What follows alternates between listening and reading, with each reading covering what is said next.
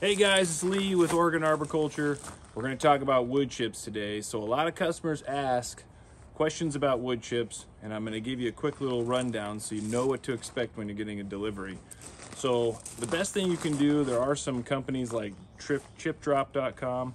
They charge arborists, and then they send the arborist your information, you deliver it. They deliver to you for free, but they charge the arborist. So there's not as many arborists using Chip Drop as there is some other ways of doing it.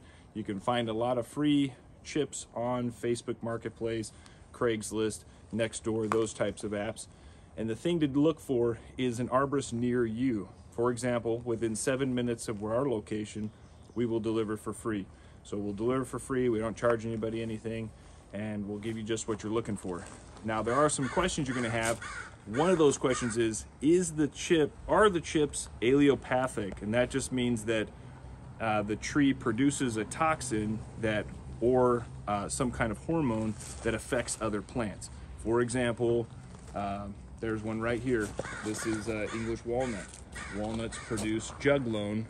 Juglone is a growth inhibitor, and it's found in concentrations around the shell of the walnut. That green outer husk is really high in that concentration, and what that does is it keeps other plants from growing around it, so its seed has a chance to grow.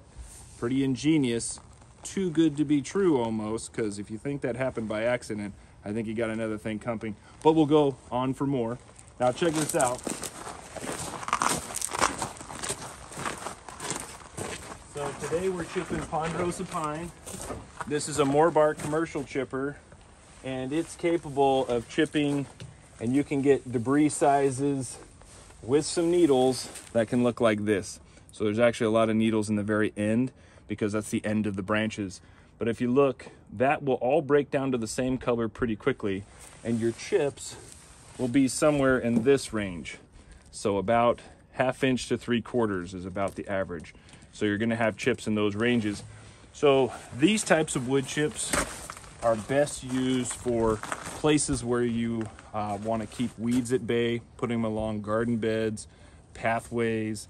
A lot of people have gone away from grass and they're trying to plant food forests. So we'll just lay out some cardboard and then put about 3 to 4 inches of good wood chips on top of that. And it really doesn't matter what type they are. So the allelopathic stuff, that doesn't last super long. And even trees with high tannins, tannin concentrations being an issue.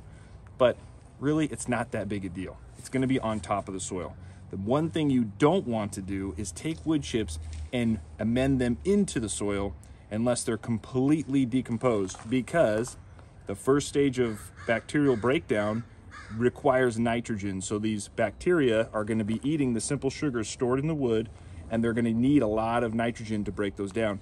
On the surface of the ground, the atmosphere is 70% nitrogen, give or take, and that's plenty to feed those microbes and bacteria as they break down everything that they're going to eat. Now, after they're done breaking down, you will find fungi come in, and they start to release that nitrogen that was caught in there, and that's when you want to use them as amendments in soil. But on top of the soil, it's great. And there also is a lot of studies that suggest that allelopathic chemicals really aren't that big a deal. Maybe with tomato plants, but we typically don't put the wood chips in our garden bed. Some people might. But anyway, so it's great for almost every purpose. The main benefit between bark dust, which is what you would find most people in their yard, and wood chips is that wood chips break down into good soil. Bark chips are just hollow cork cells, and they rarely break down into anything of any nutritional value for the soil. And they do maybe buffer the thickness of clay, but other than that, they're really not helping much. The main benefits to bark dust are they cover the soil, they can keep the soil from desiccating by giving it a coverage of when the direct sunlight hits the soil, it doesn't dry it out completely. That's good. They're pretty, they're more consistent, and they look a little bit nicer, so they're better for a decorative purpose. So if you're gonna use in the front yard, wood chips probably isn't the greatest. Maybe it's not a big deal to you, but if you like the way it looks, bark dust is a better option for in the front, whereas wood chips would be perfectly suited in the backyard, all around anything, around trees, at the base of trees, to help keep the soil a little bit more moist and allow some stuff to break down. Anyway, so what you can expect is anything that looks like this, it's going to have a little bit of debris in the base of it. And then something else to look at is, here's the end of one of our chippings that we just did with the ponderosa pine, and we're over the top with some gravel. We can't just throw this into the chipper.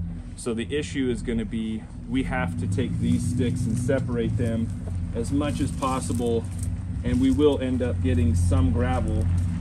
So we're going to put them in a bucket, and you might get about a half a bucket full at the end of a job, or maybe a little bit more in with your wood chips.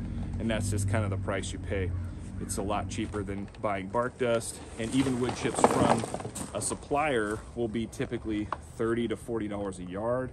Some places I've seen them as low as $20 a yard. It's called hog fuel, but then you got to pay a delivery fee. I don't know any of them that deliver for free, and typically it starts at $70.